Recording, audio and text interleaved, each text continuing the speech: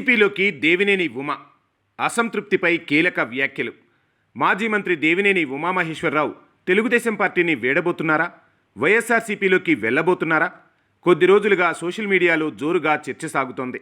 2024 ఎన్నికల్లో సీటు రాకపోవడంతో పాటుగా పార్టీలో ప్రాధాన్యం ఇవ్వకపోవడంతో ఆయన అసంతృప్తిగా ఉన్నారని, అందుకే తెలుగుదేశం పార్టీని వీడి వైసీపీలో చేరబోతున్నట్లుగా వార్తలొచ్చాయి.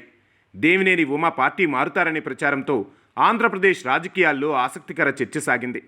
పార్టీ మార్పు ప్రచారంపై దేవినేని ఉమ స్పందించారు. సోషల్ మీడియా వేదికగా క్లారిటీ ఇచ్చారు.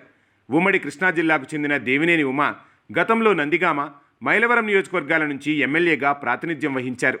నందిగామ ఎస్సీ రిజర్వ్డ్ కావడం, మైలవరం నుంచి గత ఎన్నికల్లో పోటీ చేయాలని భావించిన ఆఖరి నిమిషంలో వైసీపీ నుంచి వచ్చిన వసంత కృష్ణప్రసాద్కు టికెట్ కేటాయించడంతో ఉమ పోటీకి దూరంగా ఉండిపోయారు.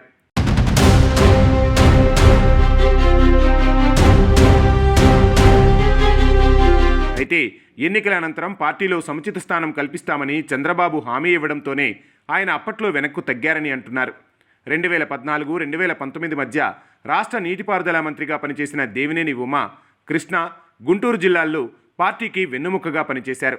గత ప్రభుత్వంలో వెన్నుచూపని పోరాటం చేసిన ఉమకు అధికారంలోకి రాగానే పదవి గ్యారంటీ అన్న ధీమా వ్యక్తమైంది. అయితే రకరకాల సమీకరణాలతో ఉమకు నామినేటెడ్ పోస్టు కేటాయించడం వాయిదా పడుతూనే ఉంది. తొలుత ఆర్టీసీ చైర్మన్ పదవి ఇస్తారని ప్రచారం జరిగితే ఆ పదవిని కృష్ణా జిల్లాకే చెందిన సీనియర్ నేత కొనకళ్ళ నారాయణకు అప్పగించడంతో ఉమ పేరు వెనక్కి వెళ్లిపోయింది. ఇక రాజ్యసభ, ఎమ్మెల్సీ పదవులకు ఆయన పేరు పరిశీలిస్తున్నారే తప్ప ఖరారు మాత్రం చేయడం లేదు.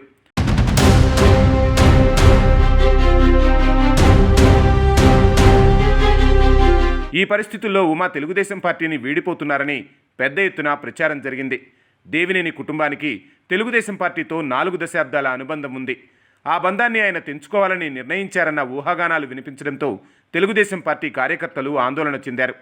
ఈ ప్రచారాన్ని ఉమ దృష్టికి తీసుకువెళ్లగా ఆయన కూడా సోషల్ మీడియా వేదికగానే స్పందించారు. తాను పార్టీ మారుతానంటూ జరుగుతున్న ప్రచారాన్ని ఖండించిన మాజీ మంత్రి ఆ ప్రచారం ప్రతిపక్ష వైసీపీ కుట్రగా అనుమానించారు. దీంతో ప్రతిపక్ష నేత జగన్ను ట్యాగ్ చేస్తూ ప్రజలు 11 సీట్లతో బుద్ధి చెప్పినా ఫేక్ ప్రచారాలు మానలేదు, నీ పార్టీ ఉనికి కాపాడుకోవడం కోసం ఇంతలా దిగజారాలా అంటూ ప్రశ్నించారు. కూటమి ప్రభుత్వ ఏడాది సుపరిపాలన చూసి జగన్ వెన్నులో వణుకు పుడుతుందని ఆరోపించారు. ఇటువంటి తప్పుడు పనులు మానుకోకపోతే 2029లోనూ వైసీపీ సింగిల్ సీటు గెలుచుకోవడం కూడా కష్టమేనంటూ హెచ్చరించారు.